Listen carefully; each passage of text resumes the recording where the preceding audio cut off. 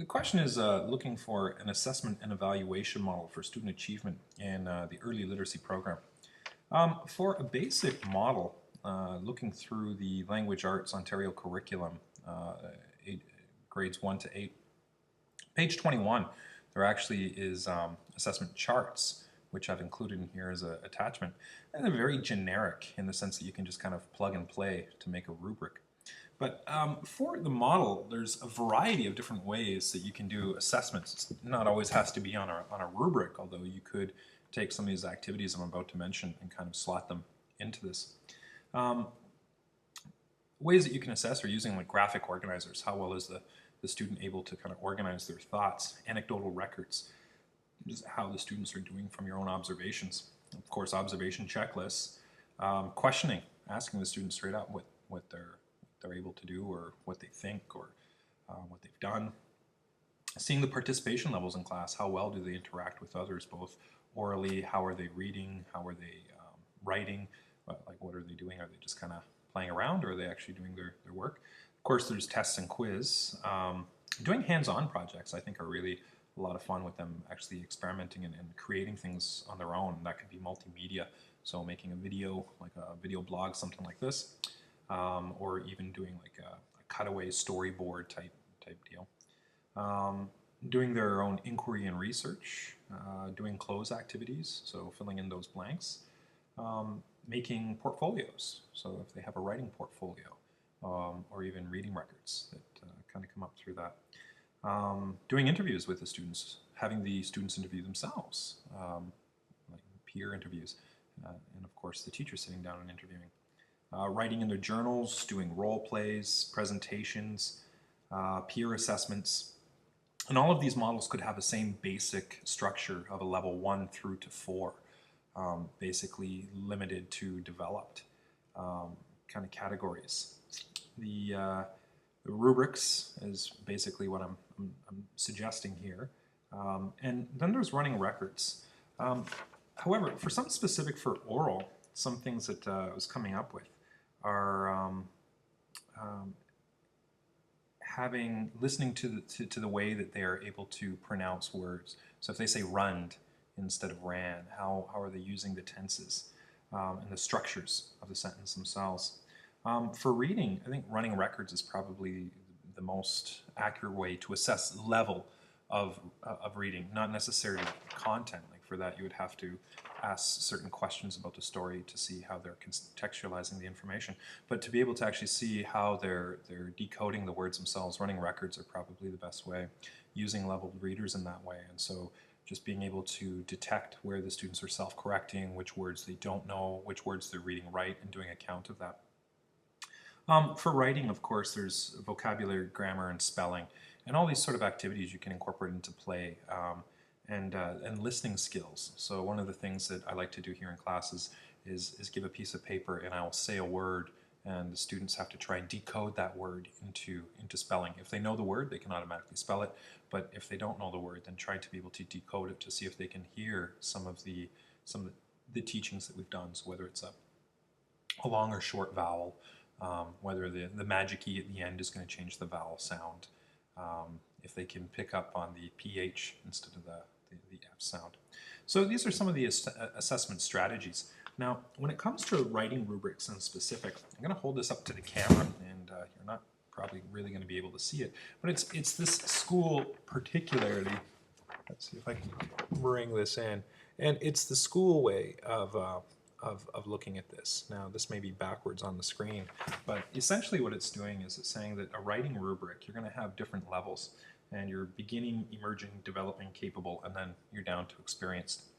Now, it has 6 different categories going across the top. So, ideas, does the writer stay focused and share original and fresh information? The organization, does the organization enhance the ideas and make the piece easier to understand? The voice, would you keep reading this piece if it was longer? Sentence fluency, can you feel the words and phrases flow together as it reads?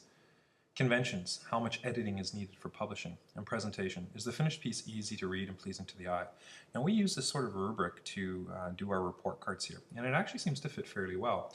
most of the students that I have here in grade 3 are probably working at a grade 1 level. So we're looking at beginning and emerging. So some of the students are quite delayed in their literacy ability. But essentially the beginning would be like a kindergarten stage where their beginning and ending are not yet developed. Their ideas when present are kind of unsequenced, and that the students has some idea about writing structure, though it's not fully developed. They don't really know how to write for an audience at that age, and perhaps letters and words are attempted to make thoughts. Punctuation is really non-existent, and beginning senses of print is starting to emerge, and they have some main sounds inside words. Now, as they move through into the emergence stage, we're going to start to see that you're having beginnings or presence with inside the sentences. Transitions and sequences are sometimes going to be present in there. A title is sometimes attempted, and structure is starting to emerge. Semi-phonetic spelling is attempted, which I'm really working on with the students here in class. So hopefully by the time they move on into their next grade, that's something that they're going to be getting better at, is being able to hear and accurately spell more of the common words or sight words that they do here. They might sometimes attempt punctuation, depending. Capitals and lowercase letters are randomly used. And that's something that we're working on as well, being able to do that with capitals and periods. When you start going into developing, and that's really the next grade level up, you're starting to see the beginning, middle, and end starting to appear and kind of flow through. Most of the transitions that they might be using is really and. So, and I did this, and I did that, and she was with me, and I'm starting to see that in some of the writers that I have now, which is a positive. They're starting to get some sequencing of ideas, and structure is present, and often it works. They might use periods and capitals and understand where they're going. Phonetic words are used, and high frequency words are spelled correctly, although not all the time. Capitals are used at the beginning of a sentence, but perhaps maybe not on proper nouns. So these are the small areas we can start to see growth as it's starting to work through, and that's really where we're trying to take them. So within that first grade 1 level, we're really taking them perhaps from a beginning or emerging, and we're going to try and bring them into a developing, moving towards capable for the next year. So it kind of gives some insight as to what really we're going to be focusing on, and that's specifically for the writing.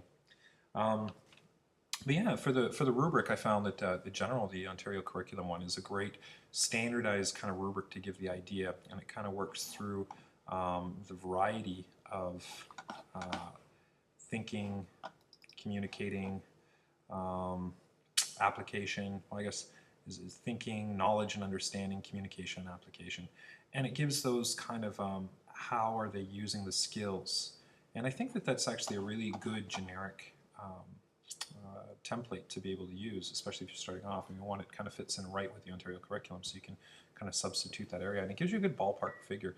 Going from 1 to 4, I think is, I mean, the levels are pretty familiar with in the Ontario teaching, and so you can start to say, well, you know, if you're at a level 1, well, our next level isn't going to be level 4, we're going to move to a level 2. We're going to try and take that step towards, so what do we need to do there, and working with the student to kind of create goals and structure it in such a way.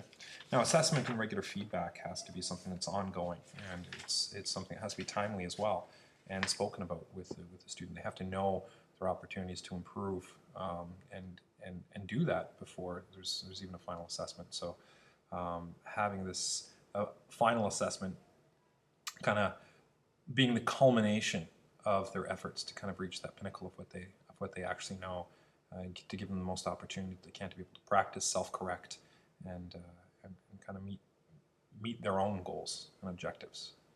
So yes, evaluating the students again is how well do they meet those goals that they have set out. So have they gone from a level 1 to a level 2? Have they gone from a level 2 to a level 3? Are we seeing that improvement, or are they not? We'll leave it at that. Assessment.